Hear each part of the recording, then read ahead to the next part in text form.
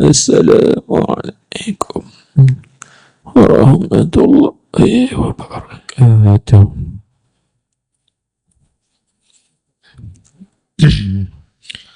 إلى هدرة النبي المصطفى سيدنا مولانا محمد صلى الله عليه وسلم وعلى آله وأصحابه الكرام، وإلى أرواح مؤلف هذا الكتاب ومشايخه ووالديه ومشايخنا ووالدينا ولأموات المسلمين والمسلمات والمؤمنين والمؤمنات في مشارق الأرض ومغاربها، شيء لله ولهم. الفاتحة. أعوذ بالله من الشيطان الرجيم. بسم الله الرحمن الرحيم. الحمد لله رب العالمين الرحمن الرحيم مالك يوم الدين، إياك نعبد وإياك نستعين، اهدنا الصراط المستقيم، صراط الذين أنعمت عليهم غير المغضوب عليهم ولا الضالين، آمين.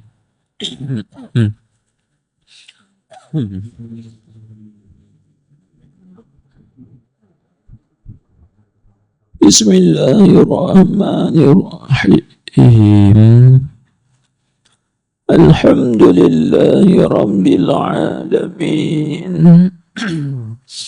والصلاة والسلام على أشرف الأنبياء والمرسلين سيدنا ومولانا محمد الفاتح الأمين وعلى آله وصحبه أجمعين. اللهم صل على سيدنا محمد الفاتح لما أغلق والخاتم لما سبق، ناصر الحق بالحق والهادي إلى صراطك المستقيم، وعلى آله وصحبه حق قدره ومقداره العظيم، في كل لمحة ونفس عدد ما وسعه علم الله العظيم. اللهم افتح لنا أبواب فضلك وانشر علينا خزائن رحمتك. اللهم اغفر لنا وارحمنا وتب علينا برحمتك يا أرحم الراحمين، وبجاه سيد الأنبياء والمرسلين. أما بعد، وقال المصنف رحمه الله تعالى ونفعنا بعلومه وبركاته وأسراره وأنواره في الدارين، آمين يا رب العالمين. Ketahui olehmu bahwasanya tiap-tiap ilmu yang tiada menjauh akan dikaut pada dunia, menjauh daripada maksiat, dan tiada menanggung akan dikau atas ta'ah. Niscaya tiada menjauh akan dikau esok hari daripada neraka Jahannam. Baik tuan-tuan, Hadirin hadirat yang dikasihi sekalian, alhamdulillah, bersyukur kita kehadiran Allah Subhanahu wa Ta'ala dengan limpah kurnianya, curahan rahmatnya, altafnya, kelembutan dapat kita meneruskan lagi pengajian pada malam ini. Mudah-mudahan Ramadan ini berterusan dan juga berpanjangan, kan, selepas daripada ini, dengan berkat bulan Rajab, yang dimana bulan Rajab itu ialah bulan Allah Subhanahu wa Ta'ala. Apakah yang dimaksudkan dengan bulan Allah? Yakni bulan yang dikhususkan oleh Allah Subhanahu wa Ta'ala dengan keampunan, dengan rahmatan, dengan kebaikan, dan juga dengan limpah kurnia Allah Subhanahu wa Ta'ala. Baik. Sebab itu bulan Rajab ini disebut sebagai sayyid bagi syahrul istighfar, syahrul taubah, syahrul rahmah. Dia bagi bulan kita memohon keampunan kepada Allah Subhanahu wa Ta'ala di atas segala dosa dan juga kesalahan kita. Bulan kita bertaubat daripada dosa-dosa dan juga maksiat. Bulan Rajab juga adalah bulan rahmah, limpahan rahmat Allah Subhanahu wa Ta'ala.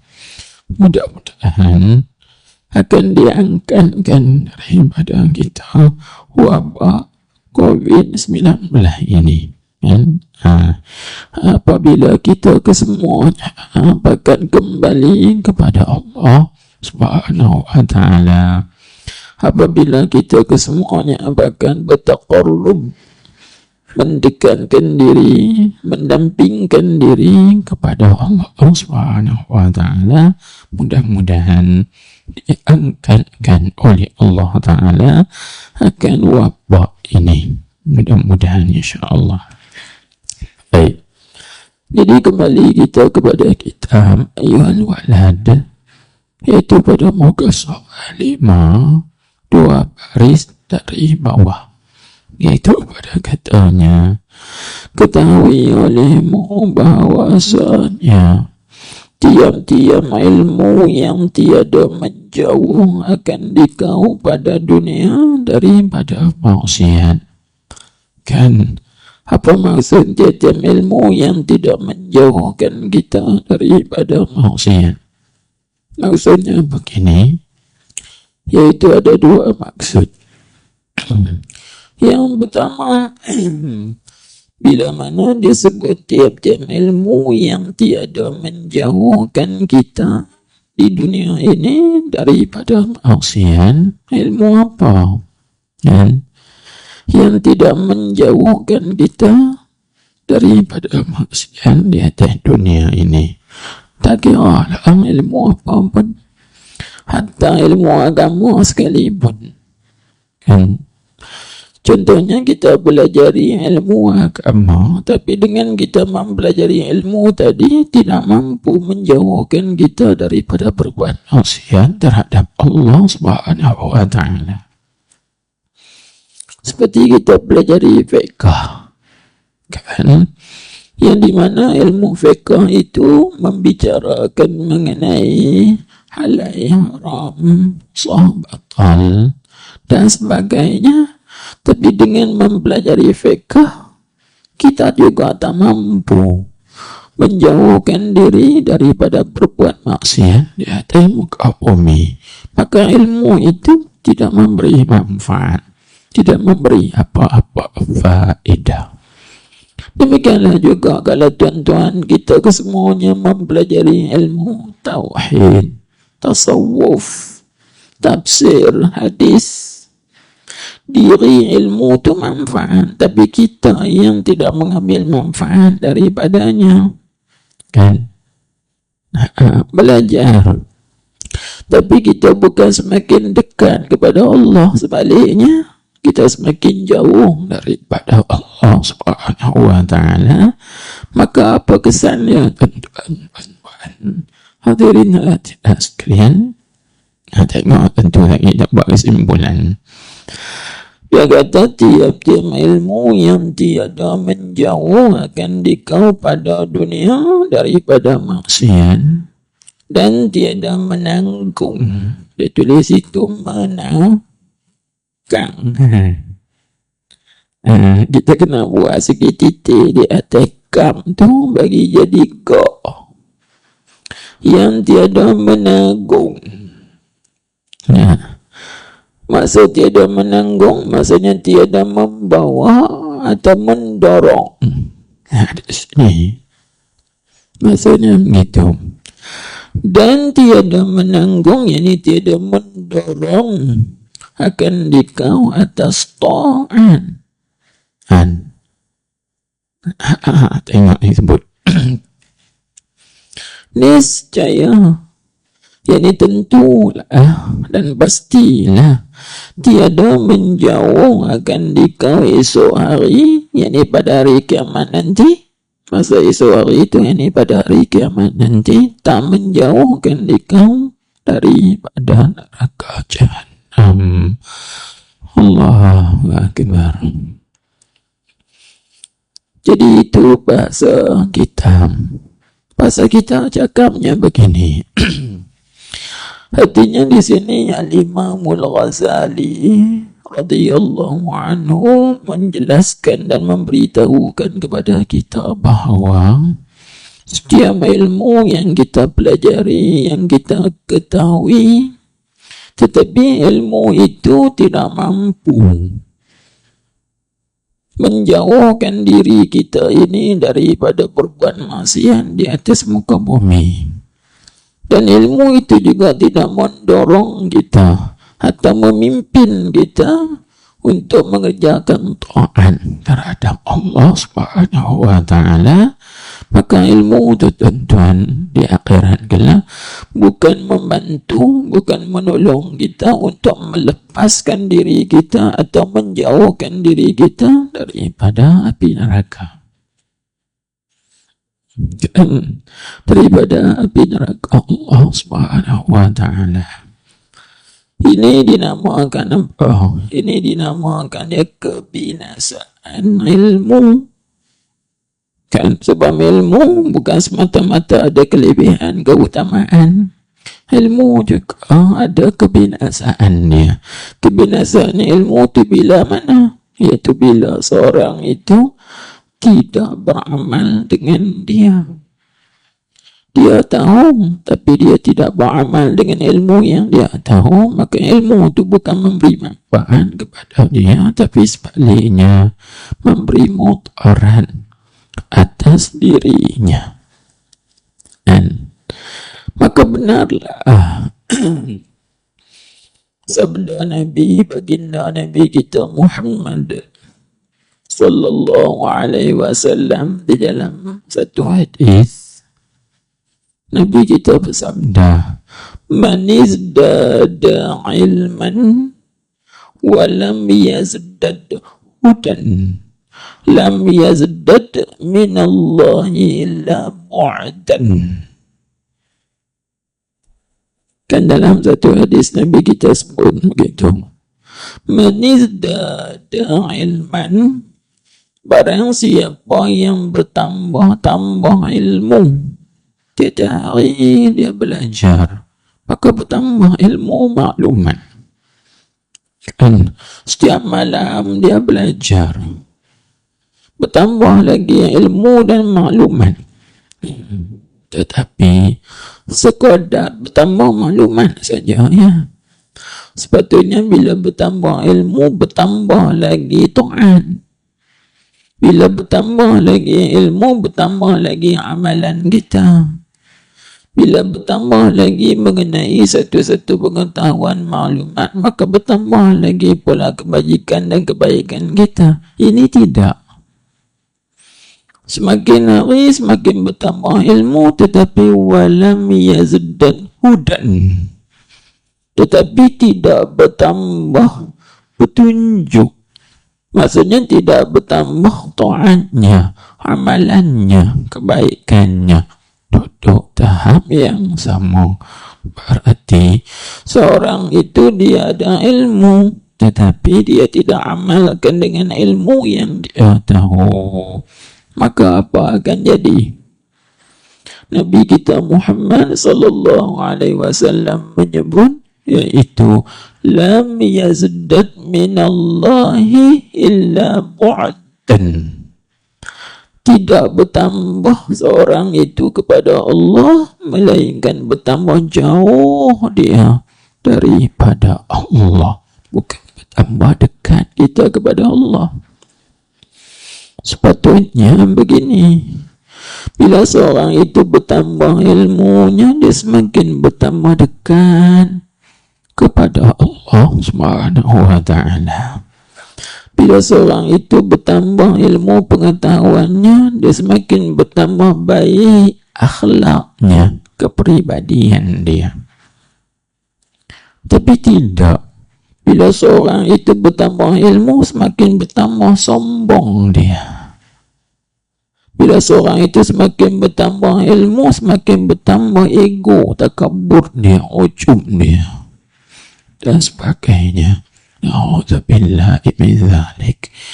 Maka ilmu yang dia pelajari itu tidak memberi manfaat dan juga faedah buat dirinya, kan, untuk menyelamatkan dia daripada api neraka Jahannam di akhirat kelak. Allahu akbar. Na'udzubillahi min dzalik. Sepatutnya kita kena sebaliknya, yaitu bila bertambah ilmu, bertambah lagi rendah diri kita, kan? Seperti mana kata orang tua, padi bila semakin berisi, dia semakin menunduk, bukan semakin meninggi.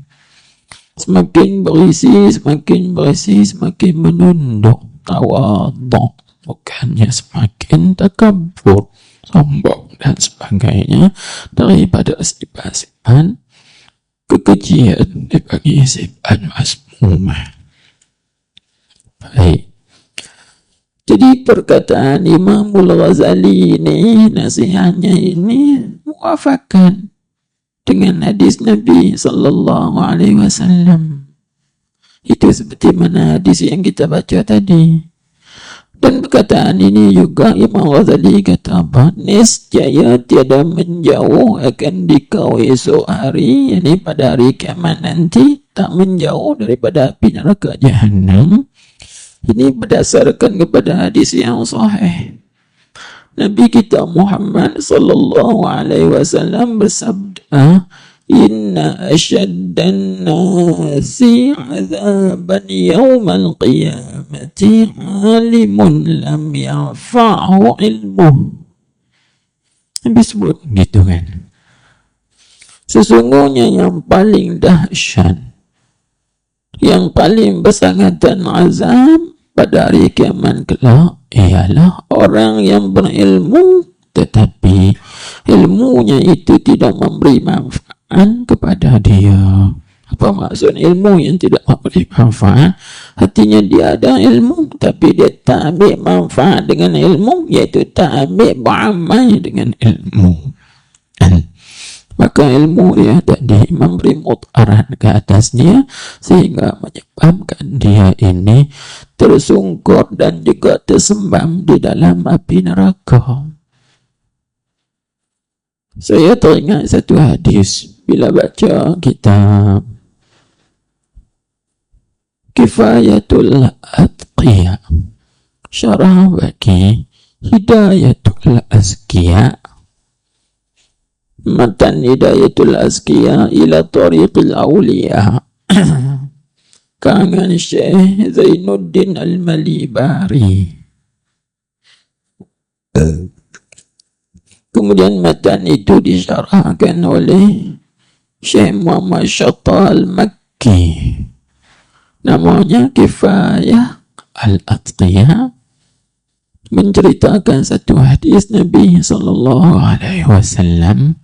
Nanti di akhirat, nanti di dalam neraka api neraka Jahannam, kan, ada satu orang alim dilempak, dicampak, bahasa kita panggil dihawing lah, kan, dilontar, dihawing, dicampak dalam api neraka, berguling-guling, pong.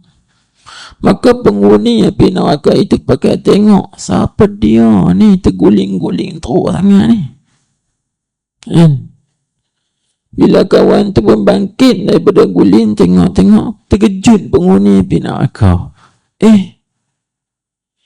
Kan dia kah yang duk mengajar kita dulu tu? Semua penghuni neraka kenal. Dia ni duk ajar kita dulu di dunia ni. Ajar kita suruh buat begini, buat begini, buat begini. Pasal apa dia kena lempar dalam api neraka? Sepatutnya dia kena masuk syurga lah. Sebab dia ajar kita buat baik, tapi kita tak buat.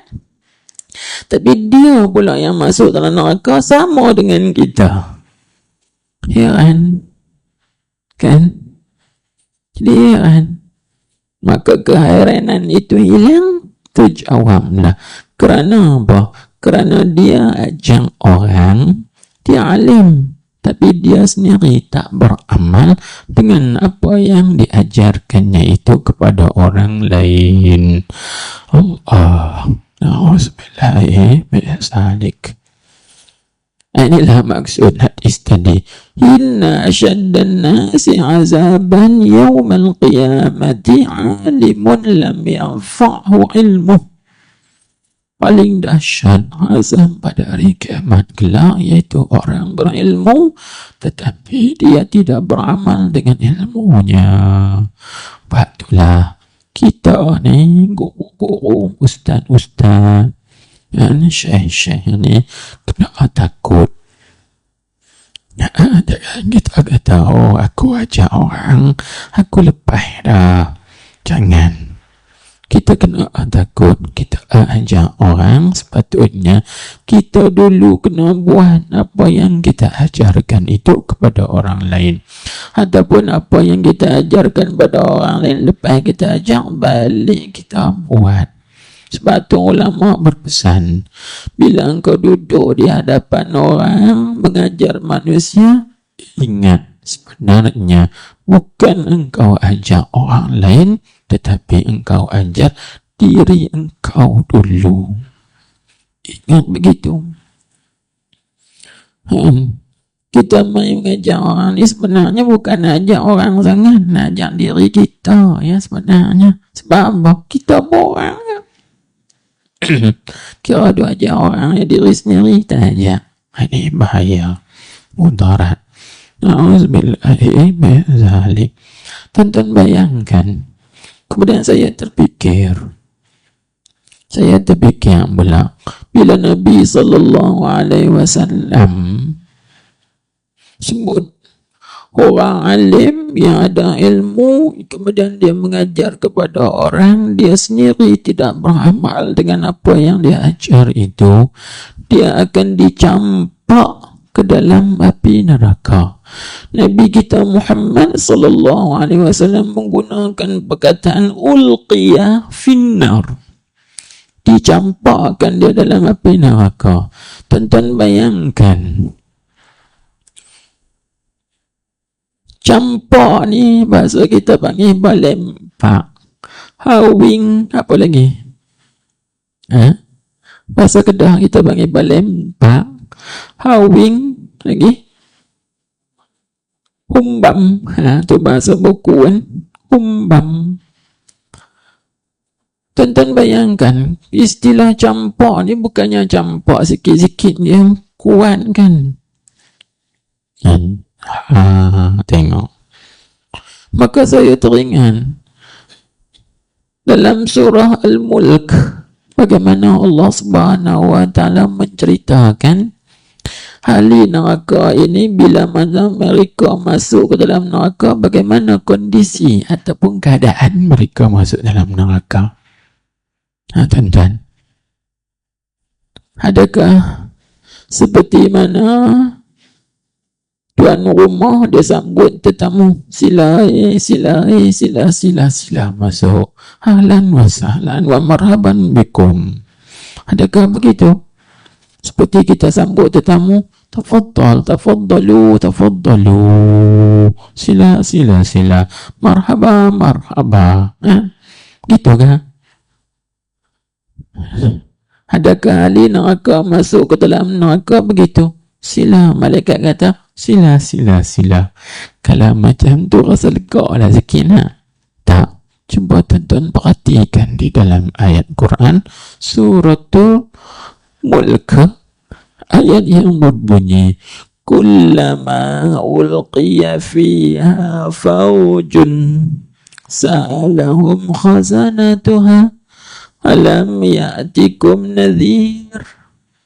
Cuba bayangkan, Allah Subhanahu wa ta'ala mengguna perkataan kullama ulqiya, setiap kali dicampakkan, kullama ulqiya fiha faujun, setiap kali dicampakkan dalam api neraka itu satu jamaah, satu kumpulan yang ramai, kan?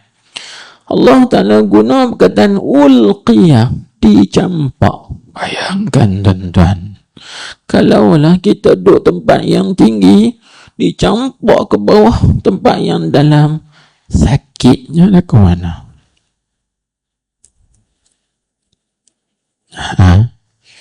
Sakit azab tu pun tak tahu nak abang dah.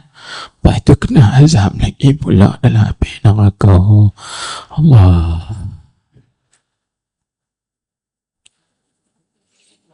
Dan kalau nak cuba, nak test tengok, tuan-tuan naik bangunan tingkat 1, cuba terjun tengok. Jadi kena sakit ke tak sakit? Kalau kita kata tingkat yang kedua aku tinggi sangat, kita naik tangga 3 nak tangga sudah, lepas tu stun, macam stun dah layak, sakit ke tak? Sakit kan? Itu baru 3 anak tangga, bukannya lagi ni dalam api neraka ni. Ya Allah, demikian tu takut bagi. Sebab itulah dalam peristiwa Isra Mi'raj kan, Nabi kita Muhammad sallallahu alaihi wasallam diperlihatkan azam bagi orang-orang yang ada ilmu, pandai cakap tapi tidak buat dengan ilmu. Lagu mana azabnya? Tengok dalam peristiwa Isra Mi'raj yang disebut sebagai golongan, bila Nabi kita tengok mereka ini apa? Gunting lidah, jelan lidah, gunting putih, sambung balik, gunting pula putih, sambung balik, gunting pula putih. Lalu Rasulullah sallallahu alaihi wasallam bertanya kepada malaikat Jibril, mana ula, siapa mereka itu wahai Jibril? Maka Jibril menjawab, haula'u khutaba'ul fitnah, mereka itulah khutaba'ul fitnah. Khutaba jama' daripada perkataan khatib. Tok khatib baca khutbah, gitu kan? Siap. Siapa yang jadi tok khatib baca khutbah, ada perang-perang orang ya, dia sendiri tak buat, siap.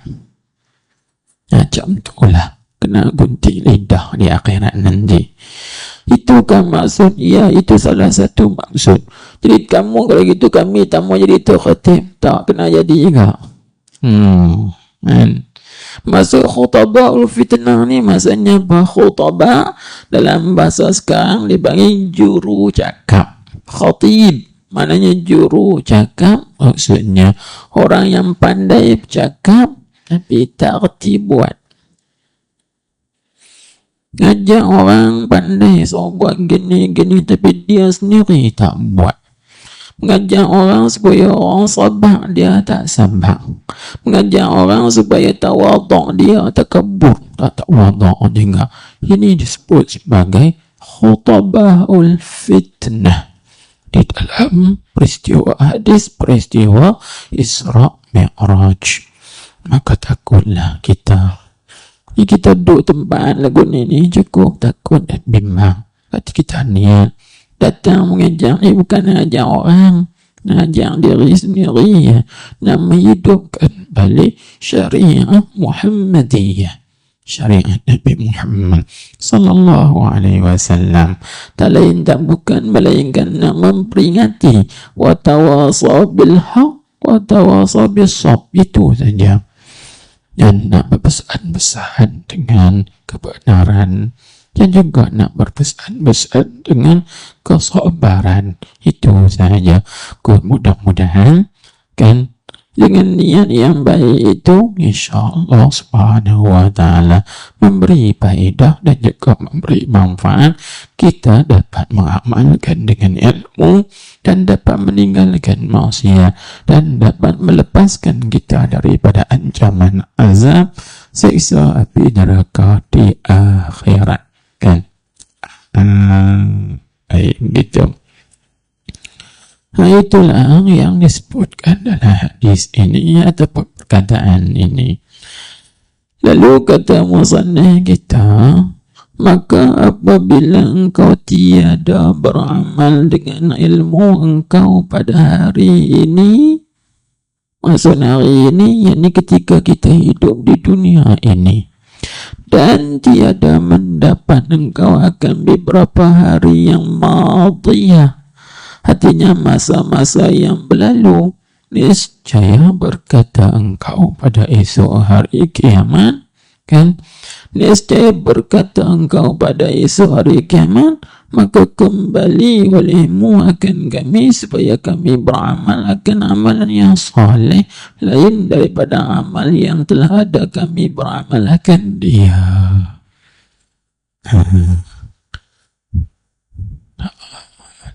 Tanya Tuan Haji, 45 minit enggak lah? Jadi kita nak bagi laluan azan dulu kan, tanpa laluan azan. Baik, sini azan dulu. Nak kena tanya lah dulu, tanya tuan rumah dulu.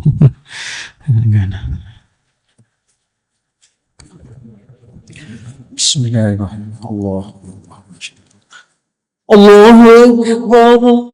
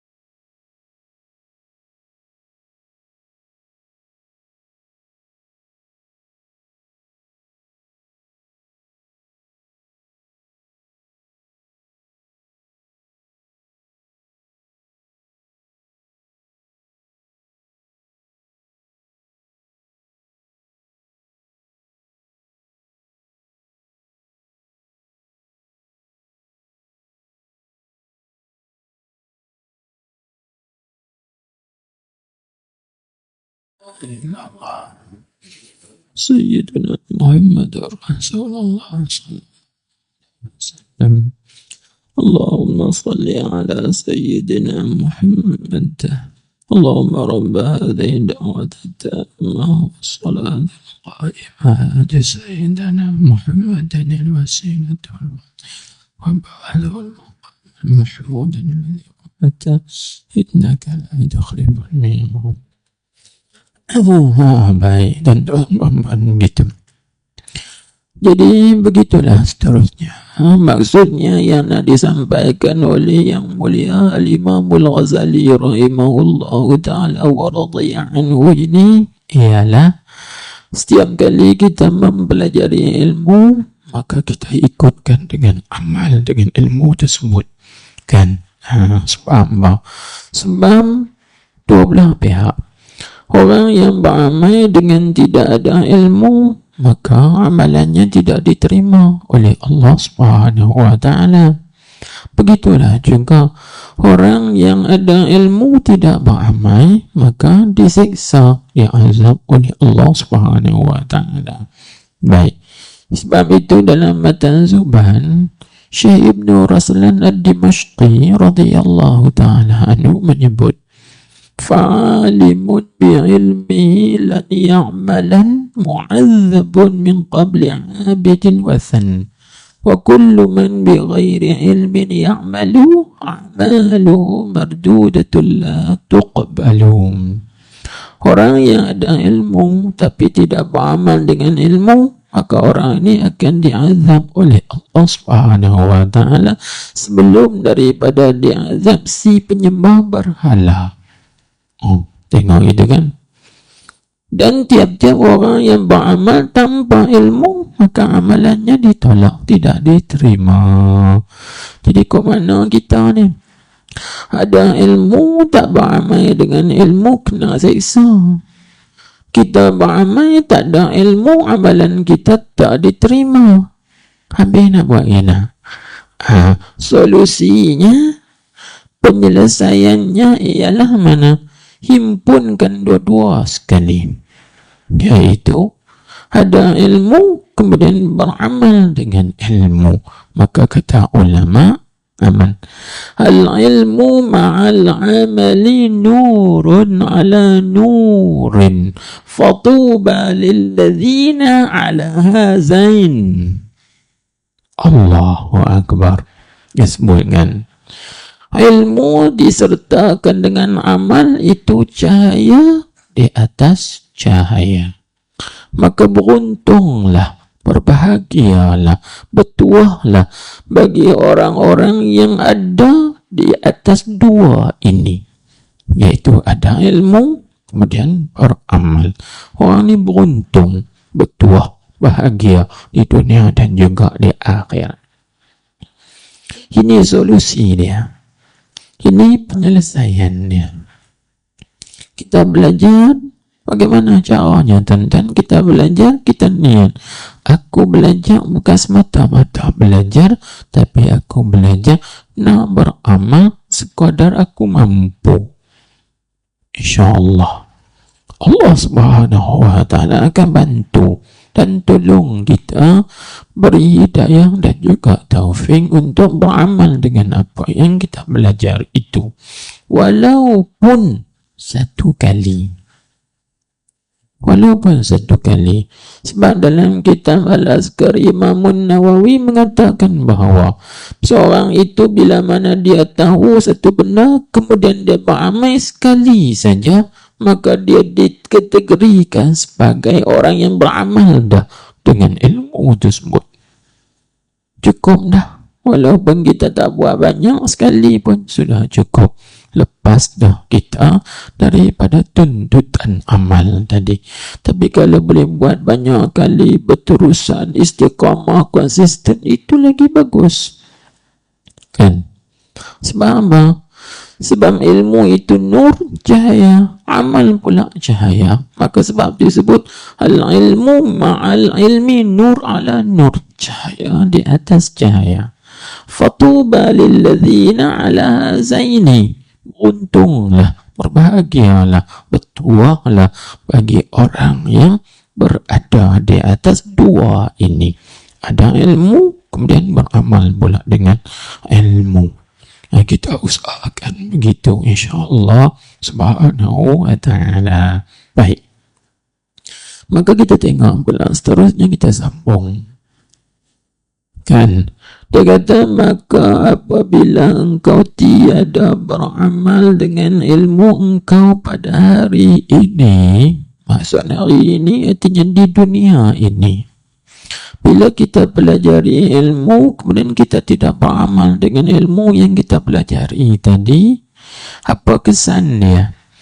Dan tiada mendapat engkau akan beberapa hari yang madiyah, yakni hari-hari yang berlalu. Madiyah itu maksudnya yang berlalu, yang lepas-lepas dah, yang lampau dah, kita tak dapat. Contohnya begini, tuan-tuan, puan-puan, hadirin-hadirat sekalian, seperti kita pelajari satu ilmu jenis amali 20 tahun yang lalu. Kita dah belajar dah kan 20 tahun yang lalu. Tapi semenjak kita belajar 20 tahun yang lalu, kita tak pernah beramal. Nah, jadi bagaimana untuk kita nak memperdapatkan balik amal yang kita tinggal 20 tahun yang lalu? Sebab kita belajar dulu, kita tak sempat nak beramal kan? Jadi bila kita tak beramal dengan dia, mungkin di situ ada dosa dan juga kesalahan. Jadi bagaimana nak mendapatkan dia? Ialah dengan kita bertaubat kan. Dengan bertaubat itu satu cara. Dan yang kedua dengan qada balik apa yang kita luput, yang kita tidak buat dulu. Contohnya begini, kita buat contoh sekali lagi. 20 tahun yang lalu kita mempelajari mengenai bab zakat. Zakat wajib dikeluarkan. Tiba-tiba kita tahu keluar zakat. Sampai ke hari ini kita belajar lagi, zakat ni wajib. Oh, aku 20 tahun dah ni tahu keluar zakat ni. Nak buat lagu mana? Maka kita dapatkan balik dengan taubat.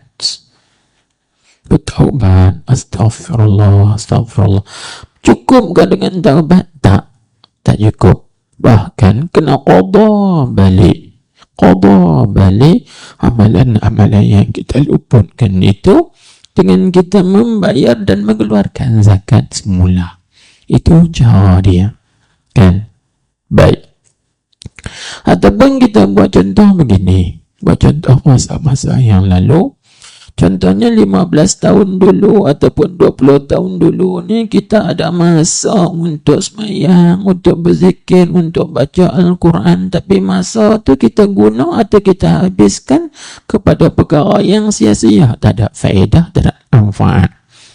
Untuk kita nak mendapatkan balik masa kita yang luput dulu tu bagaimana? Ya itulah tentu salah satunya. Kita jangan tinggalkan baca subhanallahil azim kan, adada khalqi wa zinata arsy kan, yang diajarkan oleh Nabi kita Muhammad sallallahu alaihi wasallam kepada istrinya Sayyidina Juwairiyah kan. Kan di dalam hadis disebutkan satu ketika Nabi kita Muhammad sallallahu alaihi wasallam nak pergi ke masjid, tengok si Sayyidah Juwairiyah ini dia duduk berzikir di rumah. Nabi kita pergi ke masjid kan. Gitu. Lepas itu Nabi kita selesai sembahyang subuh di masjid, semua selesai, semua dah sembahyang duha. Kami Nabi kita balik, tengok Juwairiyah, Sayyidah Juwairiyah masih lagi duduk di tempat itu, tak habis lagi berzikir. Maka Nabi tanya, wahai Juwairiyah, kau masih di sini? Kau dari tadi lagi Ya, masih di sini wahai Rasulullah.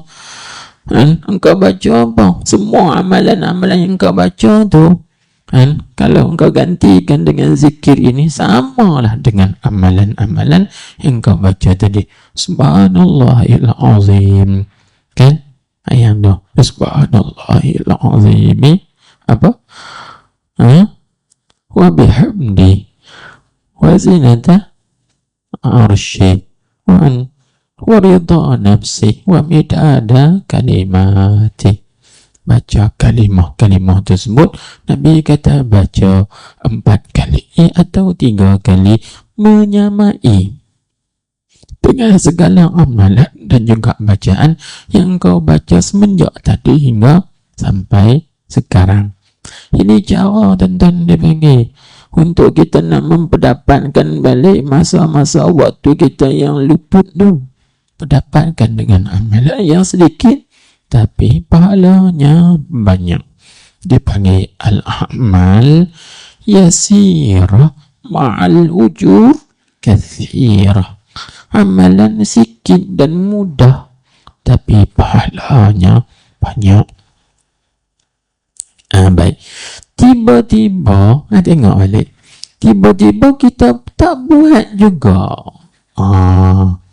Lepas itu mati. Bila mati, kan, tengok. Niscaya engkau berkata engkau pada esok hari kiamat, di kiamat nanti, engkau kata apa? Maka kembali olehmu, Tuhan, akan kami, hantar balik kami ke dunia ini. Itu bahasanya.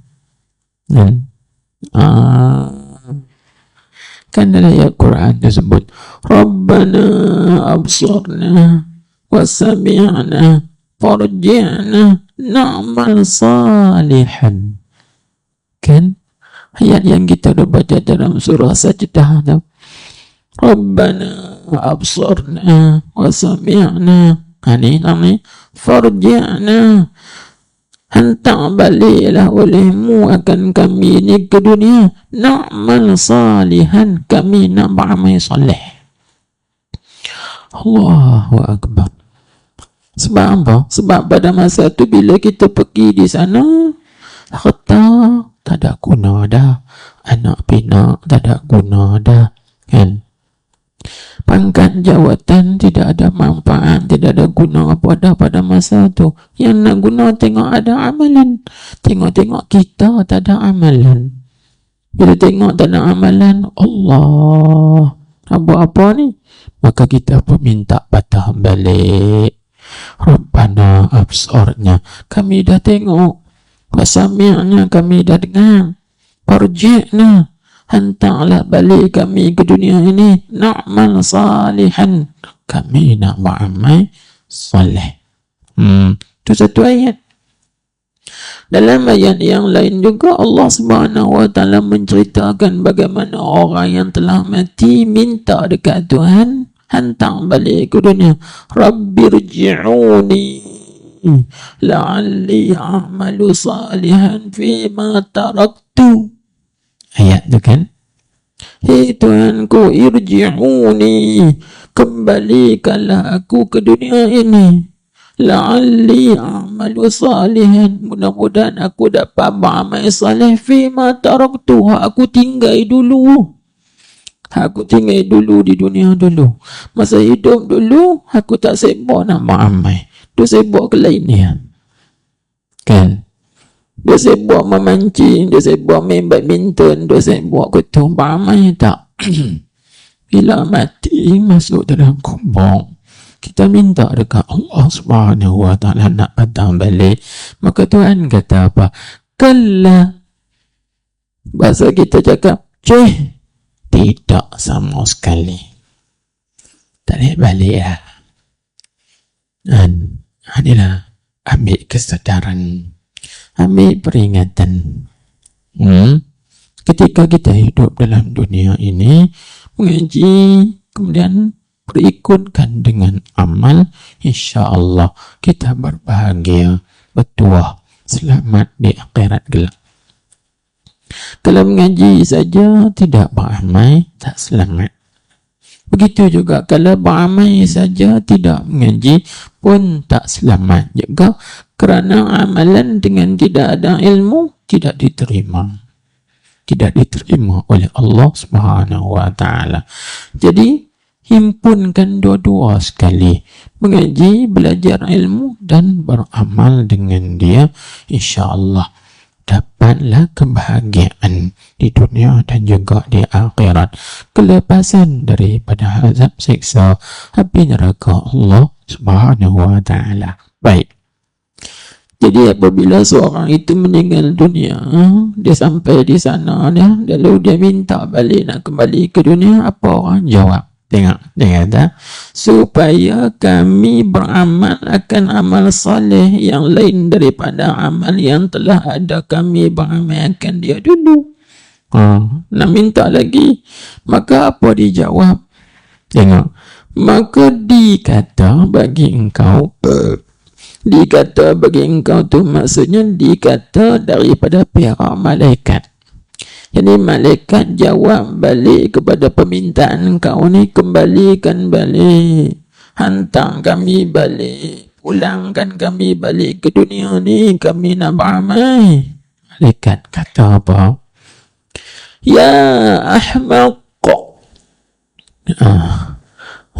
Apa makna ahmaq? Segi kata silam lah, ya Ahmad dah ahmaq, maksudnya orang bodoh. Dia tak terjemah lah, sebab bila kita sebut bodoh tu nampak keji sangat. Kalau kita terjemah maksudnya ya ahmaq, orang bodoh, tu bahasa kasar. Kalau bahasa lembut sikit, ya ahmaq, orang yang tak ada otak. Maksud asalnya ahmaq ni orang yang tidak berakal, maksudnya orang yang bodoh. Orang yang tak berakai, yang tak ada akal ke, tak erti fikir ke mana. Bermula engkau tu dari sana lah, yakni dari dunia. Engkau datang, hang mai daripada dunia, nak minta balik ke dunia. Itu seolah-olah bahasa gitu. Cerdik kalau gini. Tu malaikat kata, bermula engkau dari sana lah, yakni dari dunia. Engkau datang. Kan maksudnya apa? Engkau datang daripada dunia ke sini, nak minta balik ke dunia. Hai, tak boleh dah. Kan? Jadi seolah-olah kata gini, kenapa engkau nak kembali balik ke dunia sedangkan engkau ni baru saja sampai di akhirat? Boleh tak balik? Tak boleh balik dah. Jadi tuan-tuan, puan-puan, hadirin hadirat sekalian, saya nak kongsikan sikit dengan tuan-tuan puan-puan kan, di antara hikmah Allah Subhanahu wa taala mendatangkan COVID ini dan juga musibah yang lain. Kan? Apa rahasianya, tuan-tuan? Cuba kita tengok dan cuba kita fikir.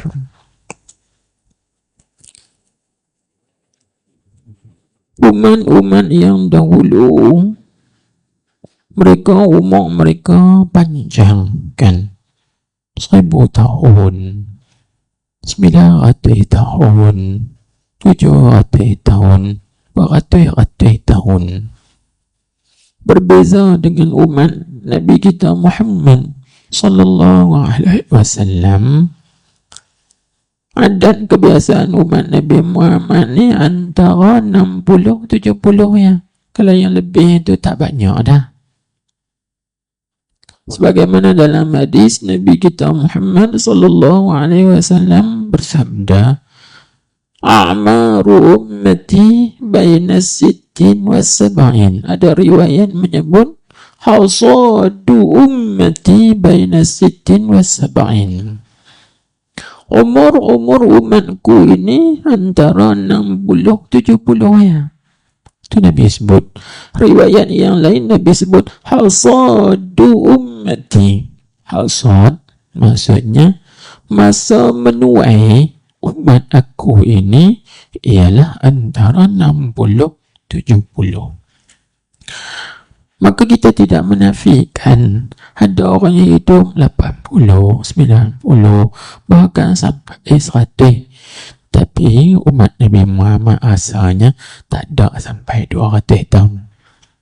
Nabi kita sendiri pun 63 tahun, 60 lebih, antara 60-70. Tilik pada umur Nabi kita Muhammad sallallahu alaihi wasallam.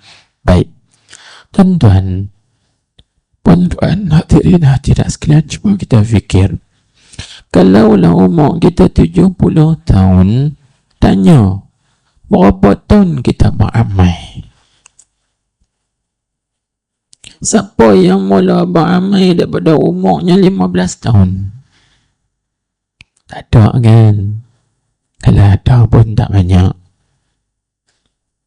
Baik, yang betul-betul beramal umur 15 tahun, 20 tahun, tak ada. Sebab umur 15 tengah dah meloncat lagi.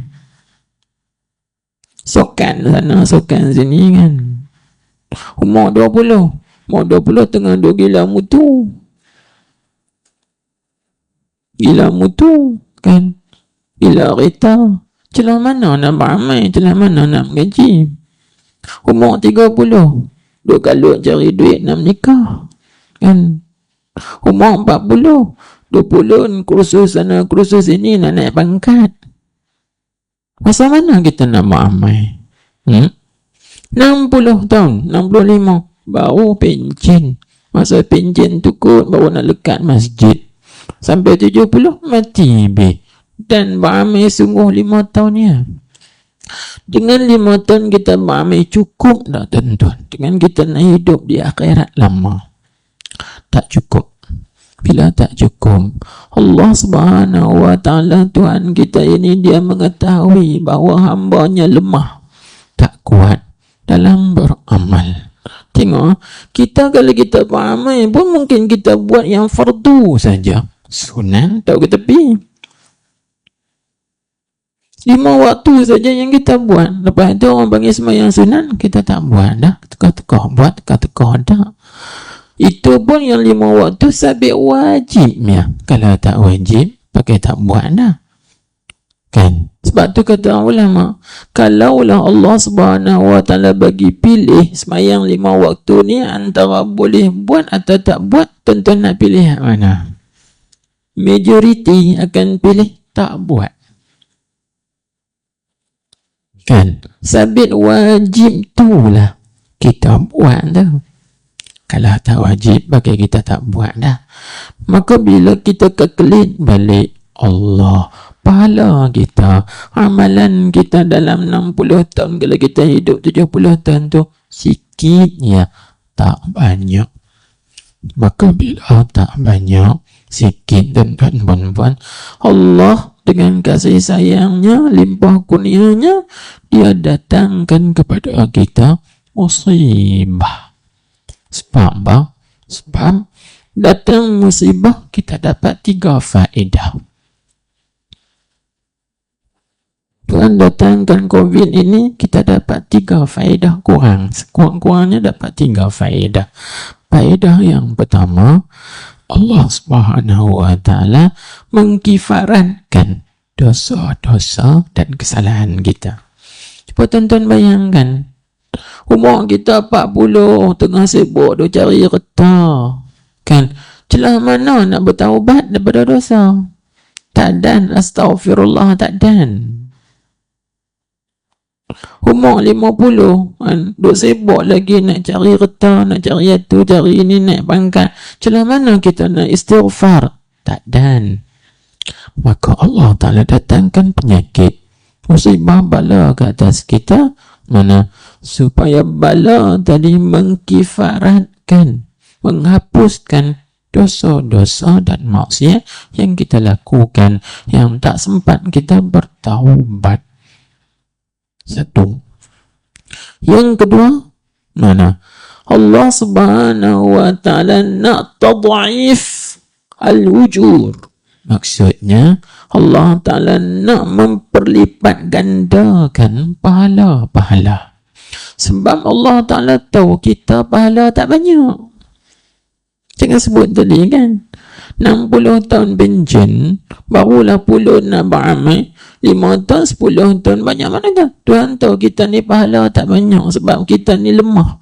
Hanya buat yang wajib saja, sunat tak buat, amalan-amalan yang lain tak sempat nak buat sebab sibuk, letih, begitu, begini dan sebagainya.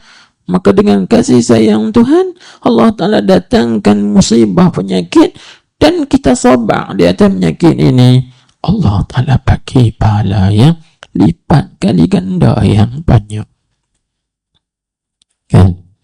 Pahala kita yang sikit dulu dicampur dengan pahala ni banyak dilipat kali gandakan, dilipat kali gandakan, dilipat kali gandakan. Kan? Allahu Akbar. Macam yang kita kata di bulan Rejab ini, disebut dalam hadis, satu kebajikan dibuat dalam bulan Rejab, pahalanya digandakan sehingga 70 kali ganda. Ada riwayat digandakan sehingga 100 kali ganda, sehingga 700 kali ganda, sehingga 1000 kali ganda. Allahu Akbar. Pahala kita yang sikit dapat banyak. Dan yang ketiga kita ringkaskan sahaja, iaitu Allah Subhanahu wa Ta'ala nak mempertingkatkan, nak menaikkan pangkat dan kedudukan kita, darajat kita di sisinya. Ini musibah, patutnya kita kena terima kasih. Terima kasih ya Allah, Engkau datangkan musibah, bala, bencana ke atas kami. Dan itu kebaikan Allah Subhanahu wa Ta'ala. Bila kita lihat dengan mata kaca begitu. Sebab apa? Itu hikmahnya. Kita pahala tak banyak, dengan sebab kita dapat pahala banyak. Kita amalan tak banyak, dengan itu kita dapat pahala banyak. Bila amalan tak banyak, macam mana nak naik pangkat? Kerja tak banyak, kerja tak pulun, pangkat tak naik. Tapi bila pahala banyak tadi, dinaikkan pangkat lagi. Allahu Akbar. Itu sedikit pengkongsian, mudah-mudahan kita dapat manfaat. Nah, hei anakku, itu dulu. Wallahu a'lam. Allahu Akbar.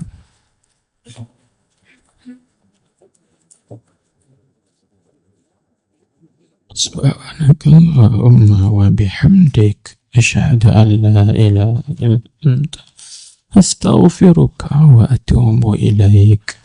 Allahumma salli ala sayyidina Muhammadin an-nabiyil ummi wa ala alihi wa sahbihi wa sallim. Bismillahirrahmanirrahim. Alhamdulillahi rabbil alamin. وصلى الله وسلم عليه. اللهم افتح علينا حكمتك وانشر علينا رحمتك يا أرحم الراحمين. اللهم اهدنا وسددنا، اللهم اغفر لنا وارحمنا وتب علينا. اللهم بارك لنا في رجب وشعبان وبلغنا رمضان كما بلغتنا رجبا. اللهم اجعل جمعنا هذا جمعا مرحوما مشكورا، وتفرقنا من بعده تفرقا معصوما مغفورا. ربنا آتنا في الدنيا حسنة وفي الآخرة حسنة وقنا عذاب النار. وصلى الله وسلم عليه والحمد لله رب العالمين.